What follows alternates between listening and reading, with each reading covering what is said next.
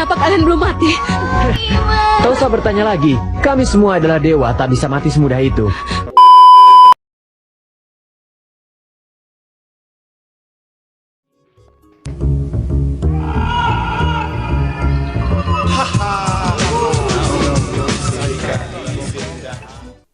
Malam harinya Biksu Tong mengajak para muridnya untuk menyalin kitab.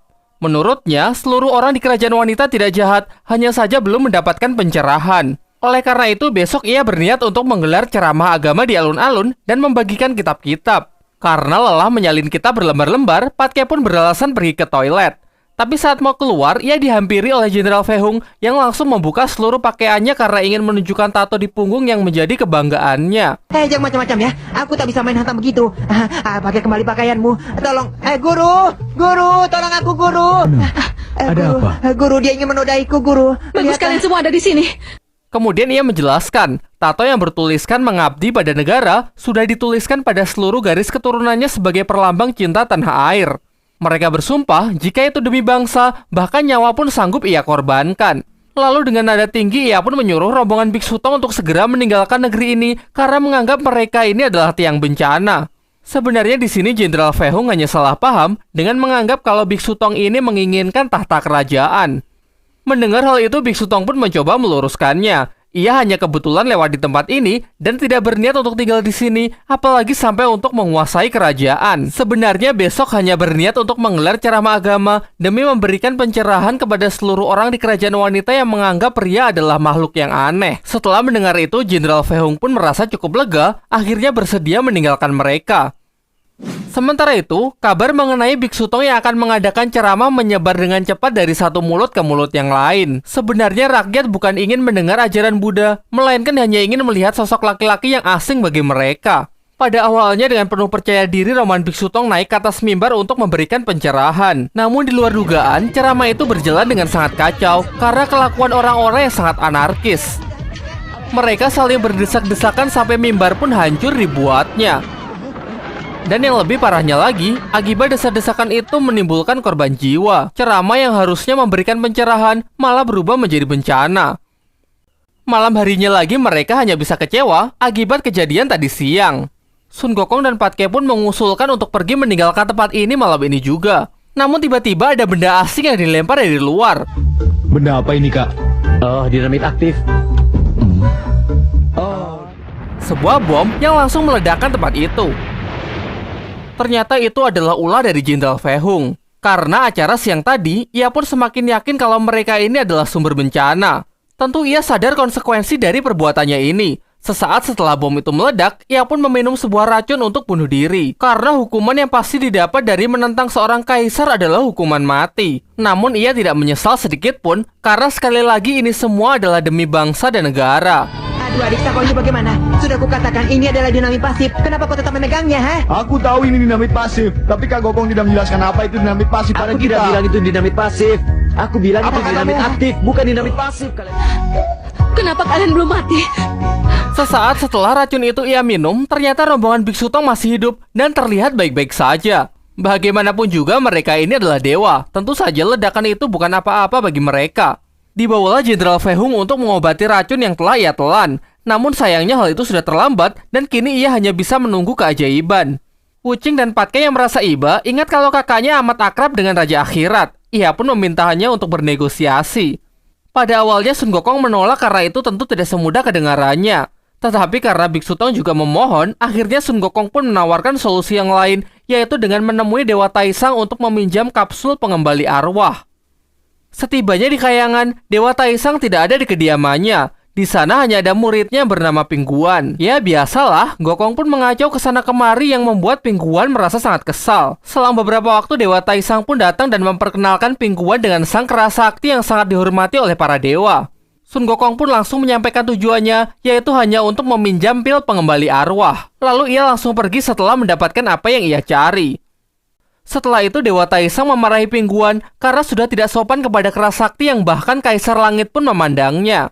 Terlebih lagi ia pun menghukum muridnya itu saat mengetahui kalau Pingguan yang lalai sudah menggosongkan pilnya. Pingguan yang merasa tindakannya benar menyalahkan Sun Gokong dan dari sinilah ia mulai menaruh dendam.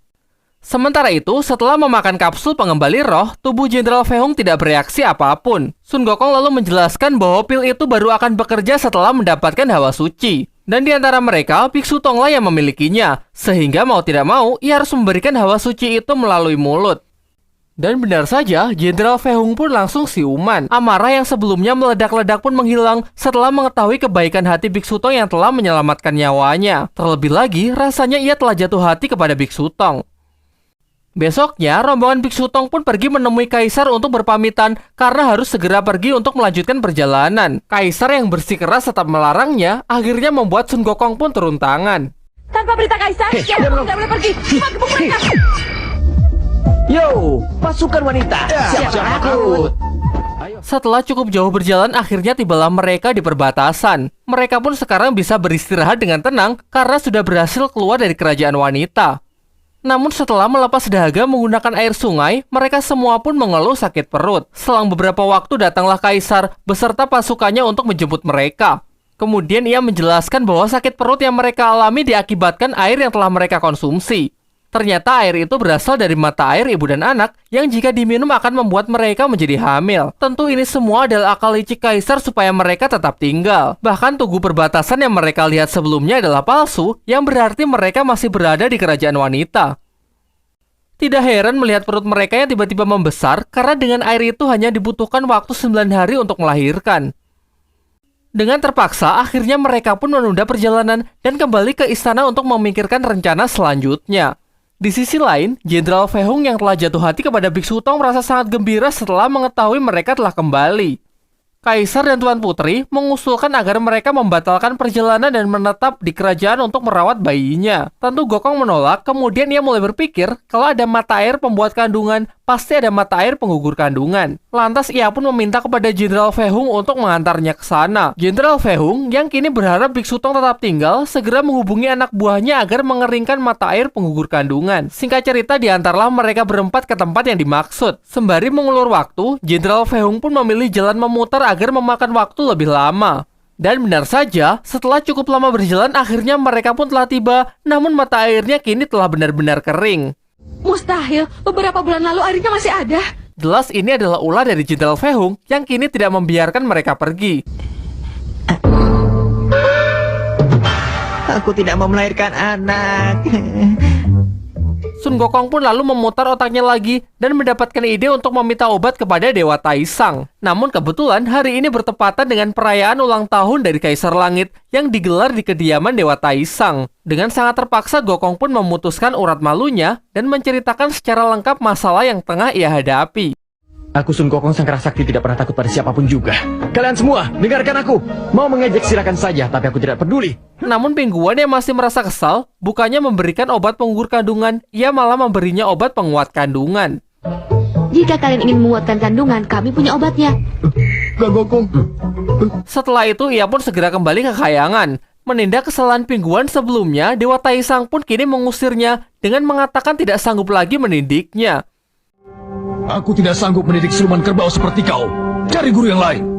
Akan tetapi hal itu tidak membuatnya sadar, justru membuat kebencian Pingguan kepada Sun Gokong semakin menjadi. Ia pun bersumpah selama ia hidup ia akan membalaskan dendamnya kepada Sun Gokong.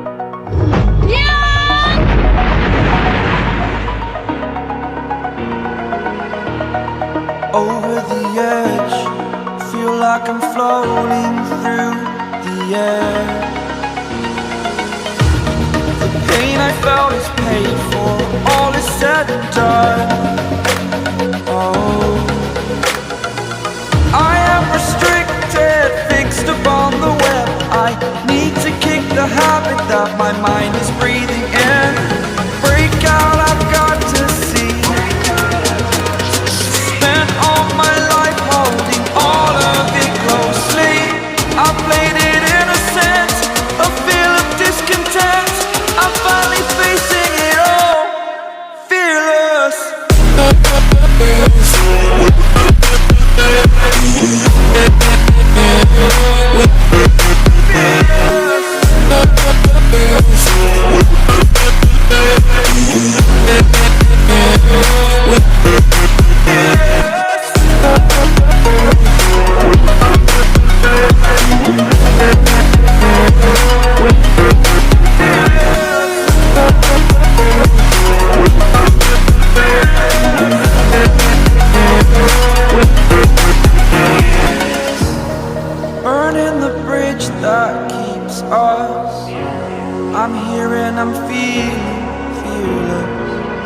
exaggerated, that's what you assume. The story's over now, I must conclude. I am conflicted, watching where I step still, hanging in the balance, not the life I want to live. I want to take it all, standing tall, fear I weighed the person you are.